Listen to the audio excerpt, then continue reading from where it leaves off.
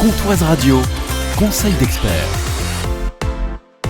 Bonjour Joanne Théron. Bonjour. Spécialiste et formateur en intelligence artificielle à Besançon. L'IA, l'intelligence artificielle, c'est un outil et ça ne remplace pas l'humain. On entend souvent cette phrase, l'intelligence artificielle va remplacer les humains ou le travail. C'est une inquiétude qui se comprend, mais en vrai, c'est un peu plus subtil que ça. L'intelligence artificielle, elle remplace pas l'humain dans son ensemble, elle remplace surtout certaines tâches, certaines fonctions, et c'est pas du tout la même chose. Si vous demandez à une IA de rédiger un courrier administratif, elle peut vous produire une première version très correcte. Mais elle sait pas vraiment pourquoi ce courrier est important pour vous, elle connaît pas votre histoire, votre relation avec la personne à qui vous écrivez, ni les conséquences concrètes de ce message.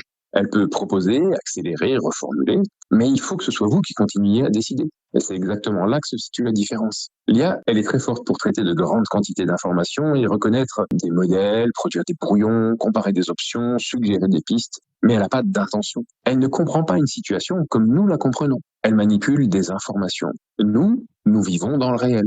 Dans une entreprise, par exemple, une IA peut aider à analyser des devis, préparer une réponse client, résumer une réunion, trouver des idées marketing, etc. Mais elle ne remplace pas la connaissance du terrain, la relation commerciale, l'expérience du métier, ni la capacité à sentir qu'un client est inquiet. Alors soyez tranquille, l'IA ne va pas remplacer l'humain. Mais la question est plutôt, quelles tâches allons-nous lui confier et que voulons-nous garder entre nos mains? Car oui, certains métiers vont changer profondément. Des tâches répétitives, administratives ou très standardisées seront de plus en plus automatisées. Dans certains cas, des postes pourront même disparaître. Mais il faut voir l'autre côté. L'IA peut permettre à beaucoup de personnes de gagner du temps, de mieux comprendre des sujets complexes. En réalité, l'IA remplace surtout les tâches que l'on accepte de lui déléguer.